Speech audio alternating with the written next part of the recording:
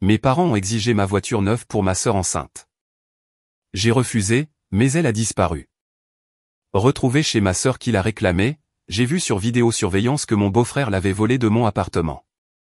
J'étais au commissariat à minuit, les mains tremblantes, en regardant les images de vidéosurveillance de mon beau-frère qui volait ma voiture.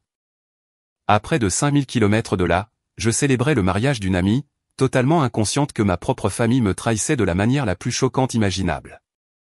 Le pire, c'est qu'ils croyaient sincèrement que j'étais la méchante dans cette histoire. Je m'appelle Chloé, et voici l'histoire du moment où j'ai découvert que le fait d'être la personne serviable de ma famille avait fait de moi rien de plus que leur distributeur de billets personnels.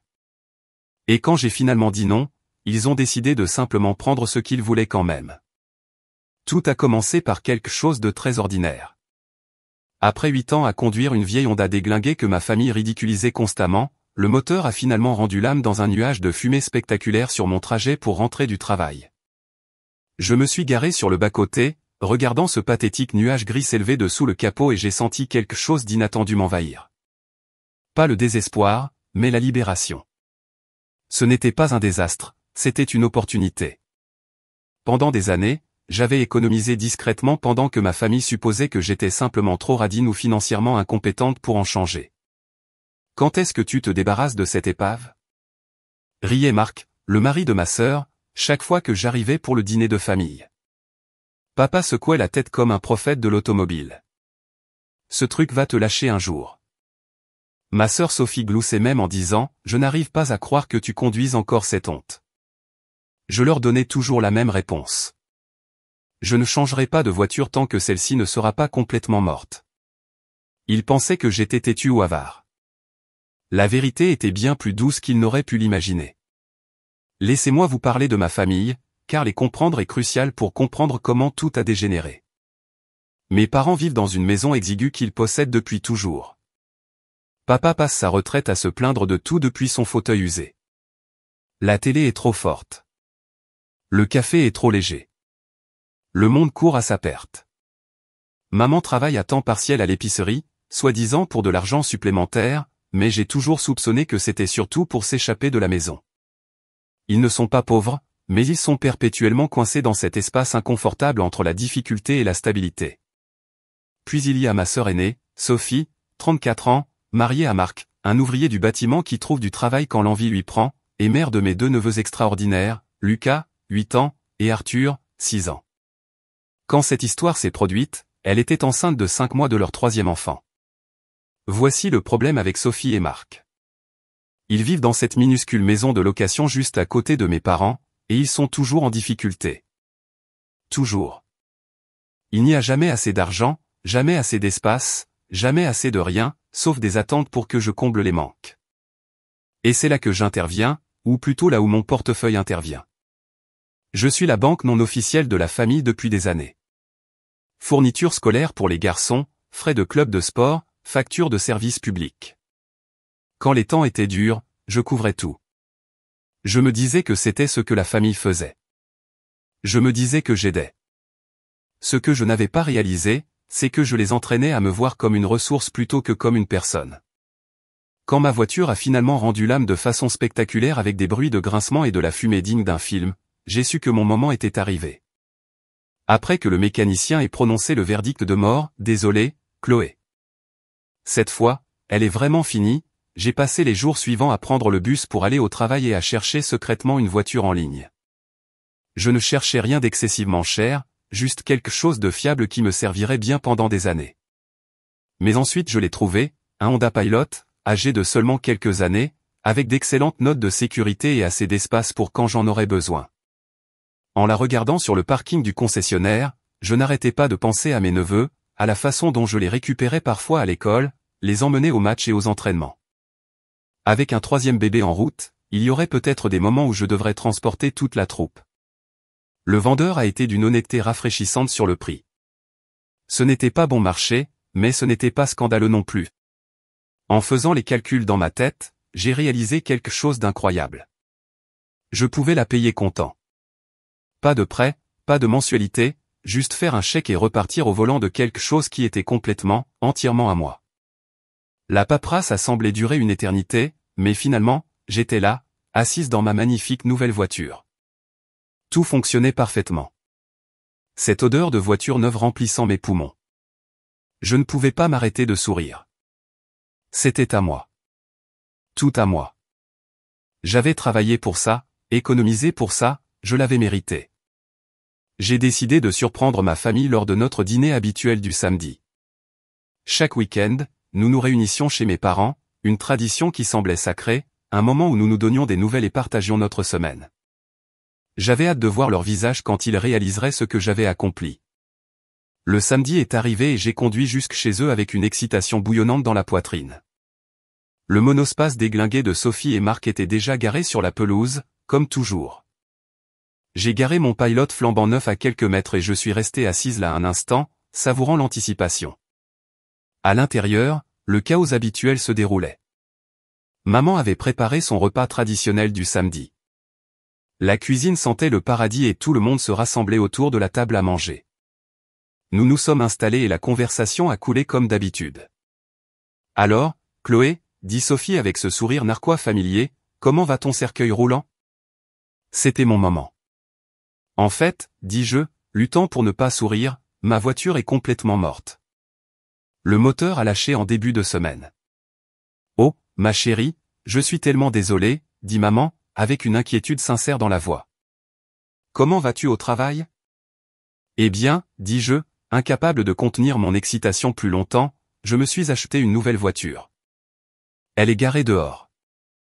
Le silence qui a suivi était si complet qu'on aurait pu entendre une mouche voler. Tout le monde me regardait comme si j'avais annoncé que je déménageais sur Mars. Sophie se levait déjà de table. Je veux la voir tout de suite. Tout le monde dehors. Nous sommes tous sortis en troupeau et j'ai observé leurs visages alors qu'ils admiraient mon Honda Pilot. Maman a fait le tour lentement, passant ses doigts sur la peinture. Chloé, elle est magnifique et si pratique, dit-elle, avec une admiration sincère dans la voix. Papa hocha la tête en signe d'approbation. Bon choix, ma grande. Celle-ci te durera une éternité. J'ai ouvert toutes les portes, montrant l'intérieur. Les garçons sont montés sur les sièges arrière, sautillant et explorant chaque fonctionnalité. Lucas a crié, Tati Chloé, c'est comme un vaisseau spatial. J'étais rayonnante. C'était exactement la réaction que j'avais espérée de la plupart d'entre eux. Quoi qu'il en soit, Sophie se tenait là avec cette étrange expression sur son visage, ni heureuse, ni en colère, juste calculatrice. C'est très joli, dit-elle, sa voix complètement plate. Marc a ouvert le coffre et a sifflé. Mince, on pourrait y mettre les affaires de toute une famille. C'est la voiture familiale parfaite. Puis il a ajouté quelque chose qui m'a un peu retourné l'estomac. Ça semble un peu du gâchis, cependant, pour quelqu'un qui n'a pas d'enfant. J'ai haussé les épaules. J'ai 2 neveux et un autre en route. En plus, j'aime avoir de l'espace. Nous sommes retournés à l'intérieur pour finir de dîner, mais quelque chose avait changé. Sophie est restée silencieuse pendant le reste du repas, picorant sa nourriture et me lançant des regards que je ne pouvais pas tout à fait déchiffrer. L'atmosphère de célébration s'était évaporée. Nous avions presque fini de manger quand Sophie a soudainement claqué sa fourchette sur son assiette avec un bruit sec qui a fait sursauter tout le monde. « Tu sais quoi, Chloé ?» dit-elle, et quelque chose dans son ton a glacé mon sang. « Tu devrais me donner cette voiture. » J'ai carrément ri. Je pensais qu'elle plaisantait, mais l'expression sur son visage, très sérieuse, presque revendicatrice, m'a stoppé net. « Sophie, de quoi tu parles ? » Pense Y, dit-elle en se penchant en avant comme si elle expliquait quelque chose d'évident à un enfant. Tu n'as pas de famille. Tu n'as pas d'enfant. Tu gagnes bien ta vie, donc tu pourras t'acheter une autre voiture. Mais nous avons vraiment besoin de cette voiture. Notre monospace tombe en morceaux et il est beaucoup trop petit pour 3 enfants. Avec le nouveau bébé qui arrive dans 4 mois, nous allons être à l'étroit. Ta voiture est parfaite pour une famille de notre taille. J'ai regardé autour de la table, m'attendant à ce que quelqu'un, n'importe qui, dise à Sophie à quel point elle était ridicule. Au lieu de cela, j'ai vu Marc hocher la tête comme si cela avait un sens parfait. Mes parents envisageaient réellement cette proposition insensée. Sophie, dis-je prudemment. Je ne te donne pas ma voiture. Je viens de l'acheter hier. Mais c'est logique, insista-t-elle, sa voix s'élevant. Tu es égoïste. En quoi suis-je égoïste de vouloir garder la voiture que je viens d'acheter avec mon propre argent? Parce que tu n'en as pas besoin comme nous. Les mots sont sortis, vifs, accusateurs. Si vous avez si désespérément besoin d'une nouvelle voiture, alors vendez la vôtre et faites un prêt comme tout le monde. Les yeux de Sophie se sont remplis de larmes. Le genre de larmes qui lui avait toujours permis d'obtenir ce qu'elle voulait depuis notre enfance. Je ne peux pas croire que tu sois comme ça. Nous sommes ta famille. Quelque chose a craqué en moi. Et je vous aide tout le temps. Je vous donne constamment de l'argent pour les enfants, je paie vos factures, je paie pour leur club de sport. Alors, n'ose pas me traiter d'égoïste. C'est différent, dit maman à voix basse. Et j'ai eu l'impression de recevoir une gifle. Cela aiderait vraiment Sophie et Marc. Sophie a raison. Elle en a plus besoin que toi. Et tu es célibataire, a ajouté papa comme si cela réglait tout. Tu peux te permettre d'en acheter une autre. J'avais l'impression de vivre dans une réalité alternative. Toute ma famille était assise là à me dire que je devais donner ma voiture neuve à ma sœur parce qu'elle avait des enfants et pas moi. La voiture pour laquelle j'avais travaillé, économisé, dont j'avais rêvé pendant des années. Je me suis levé de table, les mains tremblantes. Je ne peux pas vous croire. Je suis venu ici excité de vous montrer quelque chose que j'ai travaillé dur pour me payer et au lieu de ça, vous voulez me le prendre. Chloé, assieds-toi, dit papa de cette voix autoritaire qu'il utilisait quand j'avais 12 ans. Parlons-en raisonnablement. Il n'y a rien à dire. La réponse est non. J'ai attrapé mon sac à main et je suis sorti, les laissant tous assis là dans un silence stupéfait. Je suis monté dans ma voiture, et je suis rentré chez moi, les mains tremblantes sur le volant. À peine avais-je enlevé mes beaux vêtements que mon téléphone a commencé à sonner. Maman d'abord, puis papa, puis Sophie. Je n'ai répondu à aucun d'eux. Je savais exactement ce qu'ils voulaient, continuer à me mettre la pression, amuser jusqu'à ce que je cède comme je l'avais toujours fait. Les appels ont continué toute la soirée. Quand je ne décrochais pas, les SMS ont commencé. Chloé, s'il te plaît, reconsidère. Sophie a vraiment besoin de cette voiture. Maman. Tu fais du mal à ta sœur enceinte. Pense à ce qui est le mieux pour la famille. Papa. Je ne peux pas croire que tu sois si cruel avec moi alors que je porte ta nièce ou ton neveu. Sophie. Message après message, tous disant la même chose. Que je devrais aider ma sœur, qu'elle était enceinte et ne devrait pas être stressée, que j'étais égoïste et sans cœur. J'ai lu chacun d'entre eux, mais je n'ai pas répondu. Cela a duré 2 semaines entières. Ils étaient implacables. Chaque jour apportait plus d'appels ignorés et de messages culpabilisants sur la loyauté familiale et la grossesse de Sophie. Ils n'arrêtaient pas de dire que je devais penser à ce qui était le mieux pour tout le monde, que Sophie ne devait pas être contrariée pendant sa grossesse, que j'étais cruel et égoïste. Puis ils sont passés à la vitesse supérieure. Ma tante Valérie a appelé un soir de la 2e semaine. Chloé. Ma chérie, dit-elle de cette voix écœurante de douceur. J'ai entendu parler de ta situation avec Sophie. Ne penses-tu pas que tu devrais aider ta sœur? Elle a tellement de mal avec sa grossesse et la situation professionnelle de Marc. Tante Valérie, je ne donne ma voiture à personne.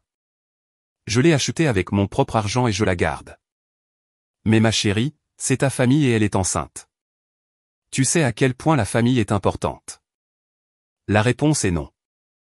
Je ne changerai pas d'avis. Je lui ai raccroché au nez. Même ma famille élargie était entraînée dans ce pétrin et j'étais épuisé. Mais je savais que j'avais raison. J'avais travaillé dur, économisé mon argent et acheté quelque chose dont j'avais besoin et envie. Le fait que ma sœur ait des enfants ne signifiait pas qu'elle avait le droit de me prendre des choses. Puis quelque chose de merveilleux est arrivé, une bouée de sauvetage dont j'ignorais avoir besoin. Mon amie d'université Rebecca a appelé pour son mariage. Elle se mariait en Californie et voulait que je sois là. S'il te plaît, dis que tu peux venir, dit-elle. Ce sera en petit comité, mais je veux vraiment que tu sois là. Tu as été ma colocataire pendant 3 ans. Tu dois être à mon mariage. Quelques jours loin de la maison, loin de la pression constante de ma famille. Cela semblait parfait. J'ai réservé mon vol pour le jeudi soir et prévu de rentrer le dimanche soir. Je garerai ma voiture sur le parking à côté de mon immeuble comme je le faisais toujours quand je voyageais. Le jeudi est arrivé et j'ai fait un petit sac avec une excitation bouillonnante dans la poitrine. Mon téléphone avait finalement cessé de sonner constamment, bien que je reçoive encore de temps en temps un SMS culpabilisant. J'ai garé ma voiture à ma place habituelle, pris mon sac et pris un taxi pour l'aéroport. Les jours suivants ont été exactement ce dont mon âme avait besoin. Le mariage de Rebecca était magnifique, petite et intime avec juste la famille proche et les amis. Elle était radieuse. Son fiancé Daniel semblait être un type vraiment bien et j'ai pu retrouver des amis d'université que je n'avais pas vus depuis des années. Pour la première fois depuis des semaines, je ne pensais pas à mon drame familial. Le samedi après-midi, nous l'avons passé à la plage, avons eu la cérémonie de mariage le soir, puis avons fait la fête jusqu'à tard à la réception. Le dimanche a apporté un brunch paresseux avec tout le monde avant que les gens ne commencent à rentrer chez eux. Le vol de retour a été paisible. Je me sentais rafraîchi et prêt à affronter tout ce que ma famille me lancerait ensuite. Peut-être que le temps passé loin leur avait donné une chance de se calmer et de réaliser à quel point ils étaient ridicules. J'ai atterri le dimanche soir vers 22h et j'ai pris un taxi pour rentrer à mon immeuble. En arrivant sur le parking, j'ai automatiquement cherché ma voiture à sa place habituelle. Elle n'était pas là. Pouvez-vous faire le tour du parking une fois ? Ai-je demandé au chauffeur de taxi, mon cœur commençant à s'emballer. Je cherche ma voiture. Nous avons roulé lentement dans toute la zone de stationnement. Mon Honda Pilot était introuvable. Quelqu'un avait volé ma voiture neuve que je possédais depuis moins de 3 semaines. J'ai payé le chauffeur et je suis monté à l'étage, mon esprit tourbillonnant. Je devais appeler la police immédiatement, mais je me suis souvenu des caméras de sécurité. Peut-être que je devrais d'abord les vérifier pour voir ce qui s'était passé. Je suis redescendu et j'ai frappé à la porte de Monsieur Dubois. Il était le propriétaire de l'immeuble et vivait dans l'appartement du rez-de-chaussée. « Chloé, qu'est-ce qui ne va pas ?» a-t-il demandé en voyant mon visage. « Ma voiture a disparu du parking. Pouvons-nous vérifier les images des caméras de sécurité ? » Bien sûr. Entrez. Monsieur Dubois avait le système de caméra installé sur son ordinateur. Nous avons avancé rapidement dans les images des derniers jours jusqu'à ce que nous trouvions le vendredi matin vers 9h. Ce que j'ai vu sur cet écran m'a glacé le sang. Il y avait ma voiture sur le parking et il y avait Marc, le mari de Sophie, s'approchant d'elle avec quelque chose dans la main. Il a fait quelque chose à la portière. Je n'ai pas pu voir exactement quoi, mais d'une manière ou d'une autre, il l'a ouverte sans que l'alarme se déclenche. Puis il est monté dedans et est parti. Ma propre famille avait volé ma voiture. Pas seulement prise, volée. Ils avaient trouvé un moyen de désactiver l'alarme, étaient entrés par effraction et l'avaient emportée pendant que j'étais à l'autre bout du pays. Ils l'avaient fait en pensant que je ne le découvrirais pas ou que je ne ferais rien à ce sujet. J'ai demandé à Monsieur Dubois de copier la vidéo sur mon téléphone, puis je suis resté assise là, essayant de digérer ce dont j'avais été témoin. Ce n'était plus seulement une question de voiture. Ils avaient franchi une ligne que je n'aurais jamais cru qu'ils franchiraient. Vous devriez appeler la police, a dit Monsieur Dubois doucement. Pas encore, dis-je. Je veux d'abord voir si la voiture est là où je pense qu'elle est. J'ai appelé un taxi et j'ai donné au chauffeur l'adresse de Sophie et Marc. Pendant le trajet, je n'arrêtais pas de revoir la vidéo dans ma tête. Comment étaient-ils entrés dans ma voiture ? Comment avaient-ils désactivé l'alarme ? Quand nous sommes arrivés devant leur maison de location, je l'ai vu immédiatement. Mon Honda Pilot était garé là, dans leur allée, bien en évidence. Ils n'avaient même pas essayé de la cacher. Ils avaient volé ma voiture et l'avaient simplement garée chez eux comme si elle leur appartenait. Je me suis dirigé vers leur porte d'entrée et j'ai commencé à la marteler avec mon poing. J'étais tellement en colère que j'y voyais à peine. Marc a ouvert la porte avec Sophie juste derrière lui. Quand ils m'ont vu, Marc a carrément souri. « Salut, Chloé », dit-il nonchalamment comme si de rien n'était. J'ai pointé ma voiture dans leur allée. « Qu'est-ce que ma voiture fiche ici ?» Sophie s'est avancée avec cet air suffisant sur son visage que je n'avais jamais vu auparavant. « Eh bien, si tu n'avais pas été si têtu, nous n'aurions pas eu à prendre les choses en main. » Prendre les choses en main ? J'arrivais à peine à sortir les mots. « Vous avez volé ma voiture. » Nous n'avons rien volé, a dit Marc avec cette désinvolture exaspérante. Nous avons juste pris ce que tu aurais dû nous donner en premier lieu. Comment êtes-vous même entré dedans? Ai-je exigé.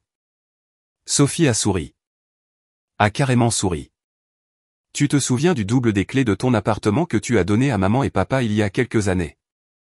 Juste en cas d'urgence? Eh bien, c'était une urgence. Nous sommes allés à ton appartement pendant que tu étais parti et nous avons pris tes clés de voiture. J'ai eu l'impression de recevoir un coup de poing dans l'estomac. Ils n'avaient pas seulement volé ma voiture. Ils étaient entrés par effraction dans mon appartement pour le faire. Ils avaient violé mon domicile, mon intimité, ma confiance de la manière la plus fondamentale qui soit. Rendez-moi mes clés tout de suite, dis-je, et éloignez-vous de ma voiture. Sophie a ri. A carrément ri. Je ne crois pas, non. C'est notre voiture maintenant. Tu peux aller t'en acheter une autre.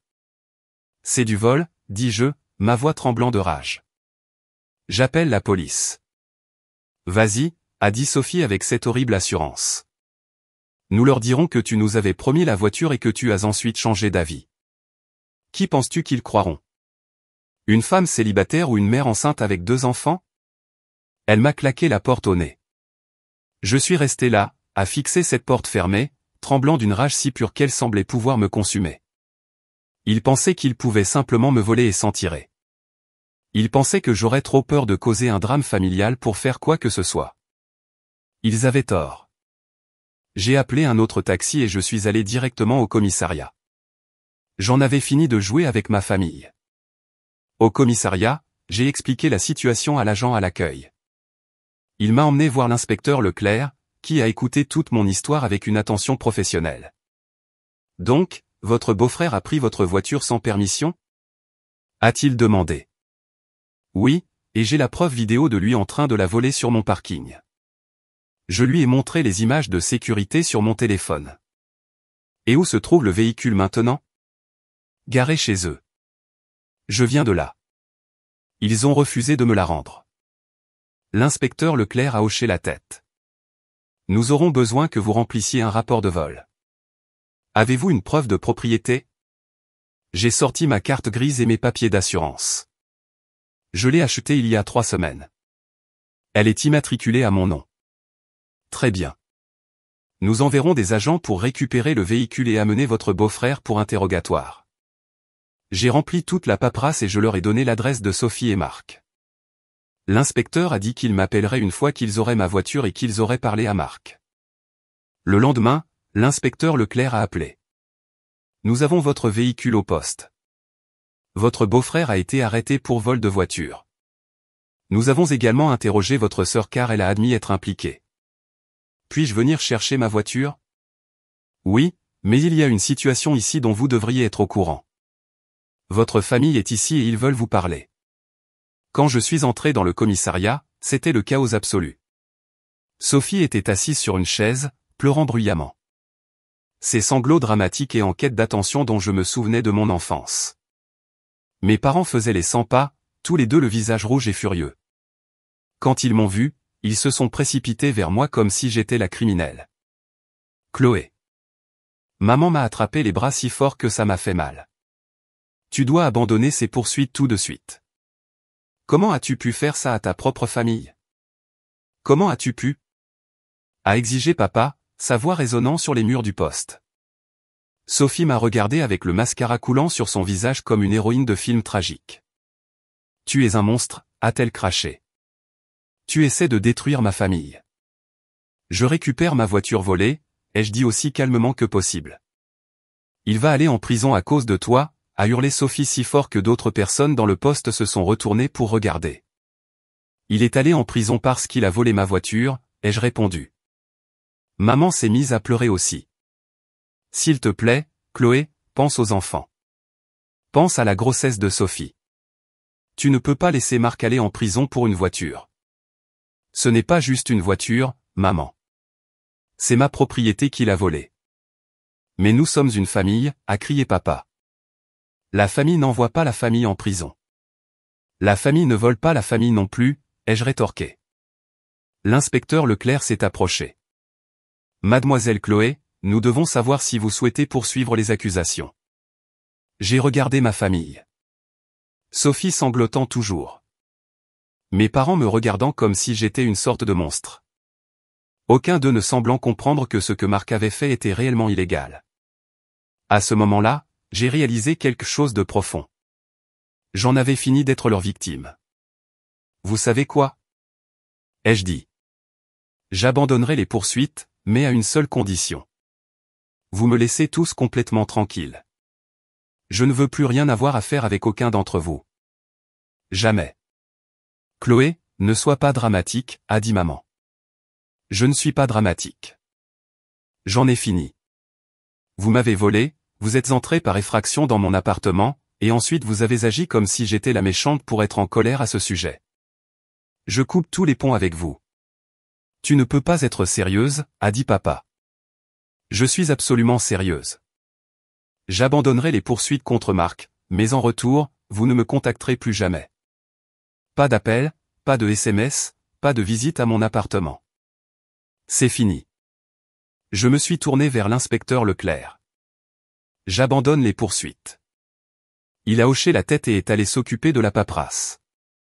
Marc a été libéré, bien qu'il l'ait gardé quelques jours de plus parce qu'il s'était rebellé lors de son arrestation. J'ai récupéré ma voiture et je suis rentré chez moi. Cette nuit-là, j'ai bloqué tous leurs numéros de téléphone. Je les ai bloqués sur les réseaux sociaux. Je les voulais complètement hors de ma vie.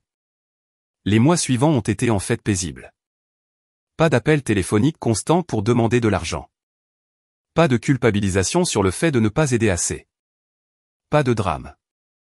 Je pouvais simplement vivre ma vie sans me soucier de la prochaine crise que ma sœur fabriquerait. Environ 5 mois plus tard, ma tante Valérie m'a appelé d'un autre numéro. Chloé. Ma chérie, j'ai des nouvelles de Sophie. Elle a eu le bébé, une petite fille. Tes parents voulaient que je te dise que tu as une nouvelle nièce.